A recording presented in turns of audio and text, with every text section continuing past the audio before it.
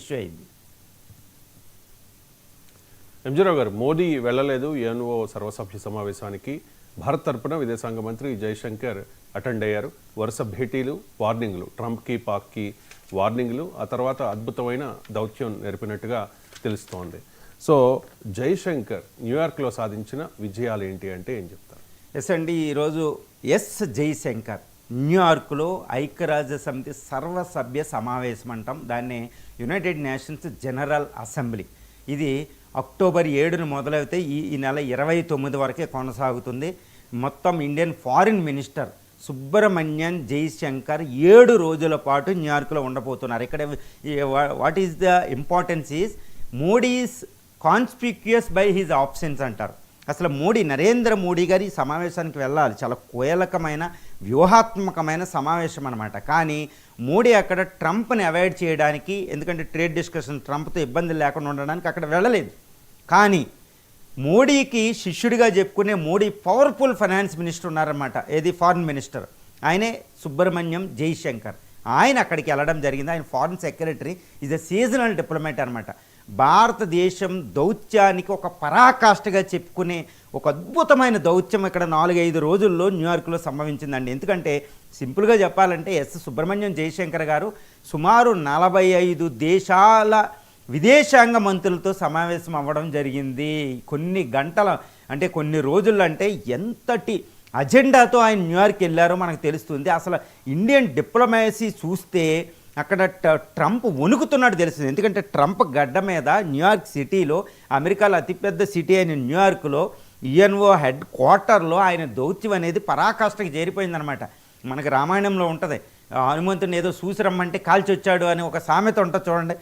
జయశంకర్ని ఏదో చూసిరా, నా బదులు వెళ్ళి అటెండ్ అయ్యి రమ్మని మోడీ పంపితే, నరేంద్ర మోడీ గారు పంపితే ఆయన చూసి రావడం కాదండి, అక్కడ కాల్చి వచ్చినట్టు అయ్యింది. ట్రంప్కి మొత్తం కాల్చేశాడు. అసలు డిప్లొమసీకి మనం ఒకటి గుర్తుపెట్టుకోవాలండి, పివి నరసింహరావు గారు అసలు రాజకీయాలతో సంబంధం లేని ఒక మన్మోహన్ సింగ్ గారు ఎకనామిస్ట్ గారు తీసుకొచ్చి ఎకానమీలో ఒక విప్లవాత్మకమైన పరిణామాలు వచ్చినాయి.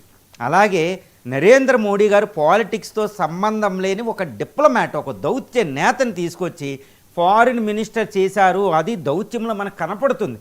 ఆయన ఒక సీజనల్ డిప్లొమాట్ అక్కడ, మన్మోహన్ సింగ్ ఎకనామిస్ట్ లాగా. ఇప్పుడు ఈయన వెళ్ళి ఏం చేశాడు న్యూయార్క్లో అంటే, ఈయన గ్లోబల్ సౌత్ అనే దాన్ని చాలా పరాకాష్ఠకి తీసుకెళ్ళాడు. గ్లోబల్ సౌత్ అంటారు, అంటే డెవలపింగ్ వరల్డ్. ఈ డెవలపింగ్ వరల్డ్ అంటే వెనకబడిన దేశాలు, అభివృద్ధి చెందుతున్న దేశాలు అనమాట. సదరన్ కంట్రీస్ అంటారు. ఇప్పుడు లాటిన్ అమెరికా, ఆఫ్రికా, ఏషియాలో ఉంటాయి ఇవి. వీటితో ప్రత్యేకమైన సమావేశం పెట్టారు. అందులో ఏంటంటే మనకు ఒక సమావేశం L69 అని ఉంటాయి డెవలపింగ్ కంట్రీ. L69 గ్రూప్తో C10 అనే ఆఫ్రికాలో కంట్రీస్తో ఆయన ఒక ఆతిథ్యం ఇచ్చాడు ఆ సమావేశానికి. ఫారిన్ మినిస్టర్స్ అందరినీ, ఆ నేతలు వస్తే నేతల్ని ఆయన కలిశారు అక్కడ. తర్వాత ఏంటంటే గ్లోబల్ సౌత్ అనే కంట్రీస్ కింద ఎక్కువగా, అంటే డెవలపింగ్, అండర్ డెవలప్డ్ కంట్రీస్తో ఆయన ప్రతి దేశ అధినేతతో, ఫారిన్ మినిస్టర్తో ఆయన మాట్లాడడం జరిగింది ఇండియాకి సంబంధించి. తర్వాత FIPIC అని పసిఫిక్ ఐలాండ్స్ గ్రూప్స్ ఉంటాయని ఒక డజన్ల కొద్దీ, ఆ దేశాధినేతలకు ప్రత్యేకమైన ఆతిథ్యం ఇవ్వడం జరిగింది ఆ విదేశాంగ మంత్రులకి. తర్వాత సికా అని సెంట్రల్ అమెరికన్ కంట్రీస్తో కూడా ఆయన సమావేశం అయ్యారు, పనామా, ఈ కొలంబియా, ఈ కంట్రీస్తో. అది కూడా మనం గుర్తుపెట్టుకోవాలి. తర్వాత సౌత్ అమెరికన్ కంట్రీలు, సెలాక్ అనే కంట్రీస్తో ఆయన, సౌత్ అమెరికా, దక్షిణ అమెరికా కంట్రీస్తో ఆయన ప్రత్యేకంగా సమావేశం ఏర్పాటు చేయడం జరిగిందనమాట.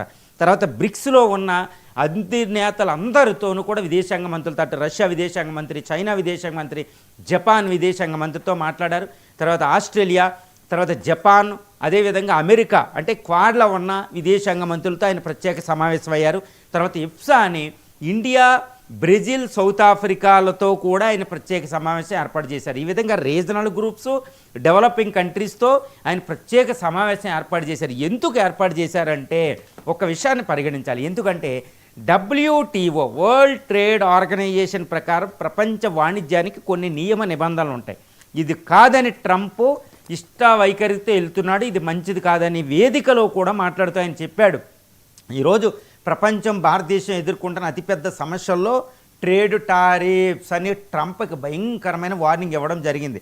ఆ వార్నింగ్ ఏదో మాటలతో కాకుండా శాతంలో కూడా ఈ డెవలపింగ్ కంట్రీస్, వెనకబడిన దేశాలకు ఎగినెస్ట్గా సూపర్ పవర్స్ ఇలా చేస్తున్నాయి, మనం ఎండగట్టాలి, మన టైం వచ్చిందని ఎంత కలిసిగట్టుగా మాట్లాడడం. అంతే ట్రంప్కి ఈరోజు అక్కడ ట్రేడ్ డిస్కషన్ జరుగుతుంటే అదే అమెరికా గడ్డ మీదే అందరితో సమావేశం అయ్యి ట్రంప్కి వార్నింగ్ ఇవ్వడం, మేము క్షమించాం, నువ్వు ట్రేడ్ డీలా లేదా యుద్ధమా, దీని తర్వాత ఇంకా మేము ఆగం, ట్రేడ్ డీల్ కుదరకపోతే అన్నట్టు సీరియస్ వార్నింగ్ ఈరోజు ఆయన దౌత్యంలో మనం చూడడం జరిగిందండి.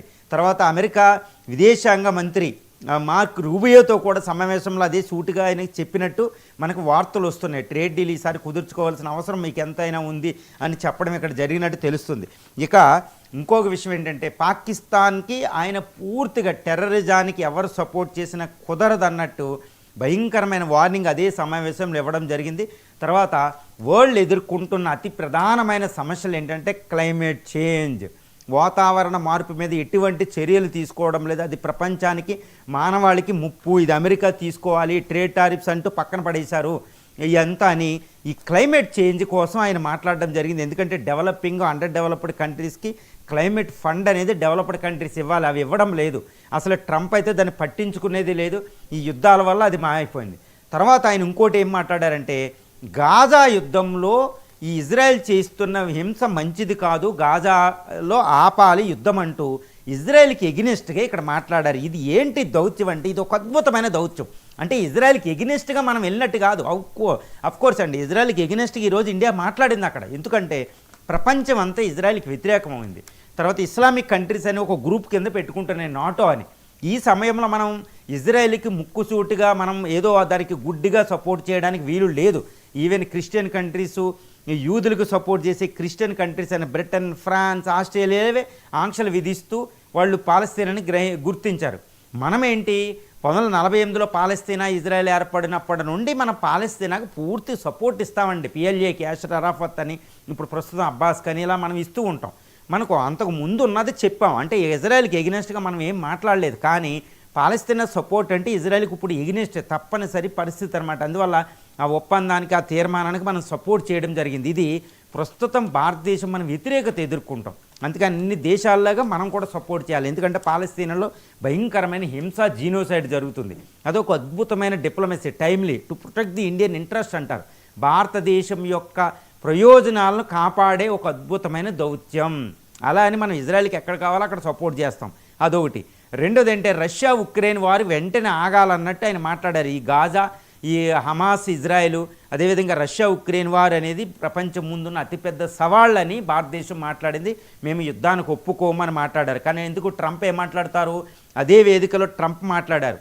ఇండియా, చైనాలో ఆయిల్ తెచ్చుకుని రష్యాకు ఫండ్ ఇవ్వడం వల్ల రష్యా ఉక్రెయిన్ వార్ చేస్తుంది రష్యా అని విమర్శించారు వేదికగా అమెరికా అధ్యక్షుడు. దానికి ఆయన సమాధానం ఏంటంటే మేము రష్యా, ఉక్రెయిన్, హమాస్, ఇజ్రాయెల్ వారిని పరిష్కరించాలని కోరుకునే ప్రథమ వరుసలో ఉండే దేశం భారతదేశం అని ట్రంప్కి ఇండైరెక్ట్గా ఆయన సూటిగా చెప్పారు. గుర్తుపెట్టుకోవాలి, అది చాలా పెద్ద అద్భుతమైన దౌత్యం. తర్వాత దానికి క్లాప్స్ కూడా కొట్టడం జరిగింది ఆయన ప్రసంగిస్తుంటే, గుర్తుపెట్టుకోవాలి ఆ విషయంలో. ఇంకా తర్వాత ఇంకోటి ఏంటంటేనండి, ఆయన ఇంకా పెద్ద విషయం కూడా తీసుకొచ్చారు. ఇది 80వ వార్షికోత్సవం. యునైటెడ్ నేషన్స్ ఏర్పడి అక్టోబర్ 24, 1945లో ఏర్పడిన ఐక్యరాజ్య సమితి అప్పటి నుంచి బాగా పనిచేస్తుంది. కానీ 1948లో ఏర్పడిన ఐక్యరాజ్య సమితి స్వరూపం P5 నేషన్స్ అంటారు. ఐక్యరాజ్య సమితిలో, భద్రతా సమితిలో శాశ్వత సభ్య దేశాలు 5 ఉన్నాయి, ఇప్పటికీ 5 ఉన్నాయి. కానీ ఇక్కడ ఇండియా లాంటి దానికి అక్కడ శాశ్వత సభ్యత్వం ఉండాలి అండి. ఐక్యరాజ్య సమితి, భద్రతా సమితిలో ఇండియా యొక్క ఆవశ్యకతను ఆయన నొక్కి ఒక్కాణించారు. ఇది మనం చూస్తూ ఉంటాం.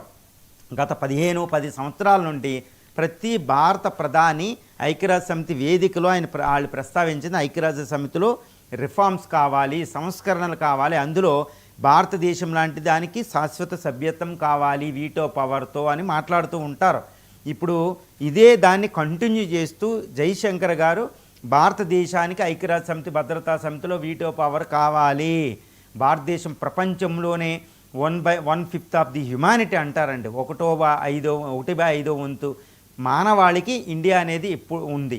ప్రపంచంలో అతిపెద్ద ప్రజాస్వామ్య దేశం, అత్యధికంగా వేగంగా అభివృద్ధి చెందుతుంది, 4వ అతిపెద్ద ఆర్థిక వ్యవస్థ, మా ప్రపంచానికి ఎంతో సేవ చేస్తుంది. ఇలాంటి భారతదేశానికి శాశ్వత సభ్యత్వం లేకపోతే ఐక్యరాజ్య సమితి ఎలా పనిచేస్తుంది అన్నట్టు ఆయన మాట్లాడారు. ఎందుకంటే ఇప్పుడు క్లైమేట్ చేంజ్ అనేది, ఫుడ్ సెక్యూరిటీ అనేది, ప్రపంచ శాంతి, యుద్ధాల పరిష్కారం, ఇవన్నీ పరిష్కరించడానికి ఇండియా అనేది ఉండాలి, ఇండియా భాగస్వామ్యం లేకపోతే ఐక్యరాజ్య సమితి ఎలా పనిచేస్తుందన్నట్టు ఆయన క్వశ్చన్ చేశారండి.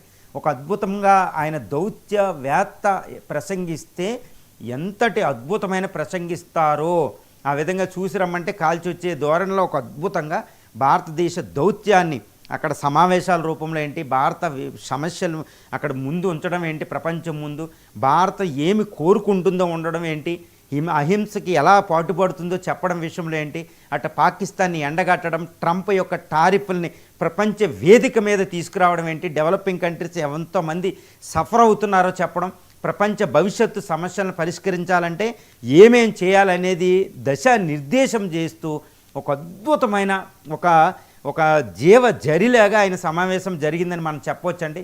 నిన్న నిజంగా చెప్పాలంటే ఎస్ జయశంకర్ గారి ప్రసంగం ట్రంప్ ప్రసంగం ఎవరి ప్రసంగంతో పోల్చినా అదొక అద్భుతమైన ప్రసంగంగా నిలిచిపోతుందనే ప్రసంగం వింటే మనకు తెలుస్తుంది. ఒక అద్భుతమైన దౌత్యానికి భారత దౌత్యానికి భారతదేశ ప్రయోజనాలు కాపాడడం, ప్రపంచ సమస్యలను ముందుంచడంలో ఎస్ జయశంకర్ గారు పూర్తిగా సఫలీకృతం అయ్యారనేది మనం పూర్తిగా చెప్పవచ్చండి. రైట్. ఇక నెక్స్ట్ టాపిక్